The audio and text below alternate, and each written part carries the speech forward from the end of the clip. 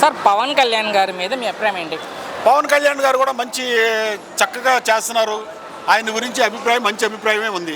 So ఆయన ఇప్పుడు మంత్రిగా ఉన్నారు 5 శాఖలకి. సో ఆయన ఇచ్చిన శాఖలకి న్యాయం చేస్తారు.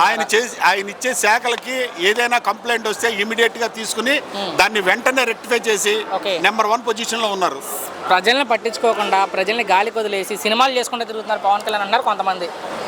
అది పిచ్చోళ్ళు మాట్లాడే మాటలు, వాటి గురించి పట్టించుకోకర్లేదు. వాళ్ళు అసలు ఆలోచనే వద్దు. సో మొన్న ఆయన ఒక మాట్లాడుతూ పవన్ కళ్యాణ్ గారు, నేను హోంమంత్రి అయ్యి ఉంటే తొక్కిబట్టి నారదీశం ఏపీలో క్రిమినల్స్ అన్నారు. కరెక్టే, ఆ మాట కరెక్టే. మీరు ఏకీభవిస్తున్నారు. పవన్ కళ్యాణ్ ఆయనకి ఇచ్చిన శాఖలు ఏం ఊడబడవట్లేదు, వేరే వాటిలో వేలు పెడతా ఉంటారు.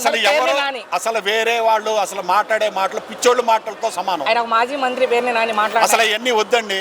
ఓడిపోయిన తర్వాత నువ్వైనా నేనైనా ఆయనైనా ఒకటే. తెలంగాణలో కూడా పోటీ చేస్తున్నారు, ఇటీవల ఆయన ప్రకటించారు. ఒకవేళ తెలంగాణలో పోటీ చేస్తే ఎంతవరకు ప్రభావం చూపిస్తారు? ఇప్పుడు బీఆర్ఎస్ నేను ఇండియా మొత్తం చేస్తా అని చెప్పారు, తెలంగాణలో పోయింది. అట్లాగే ఈయనకి అవకాశం వస్తే ఒకవేళ గెలిచారనుకో మంచిదేగా. సో చివరిగా సార్ పవన్ కళ్యాణ్ గారు కావచ్చు, లోకేష్ గారు కావచ్చు, చంద్రబాబు గారు కావచ్చు, వ్యక్తిగతంగా జగన్ గారు అయినా వ్యక్తిగతంగా తిట్టే వాళ్ళకి ఏం చెప్తారు? అసలు వ్యక్తిగతంగా తిట్టే వాళ్ళు అసలు మనుషులే కాదు. ఓకే, ఒక్క మాటలో మీ అభిప్రాయం ఏంటంటే పవన్ గారి మీద? పవన్ కళ్యాణ్ గారు నెంబర్ 1.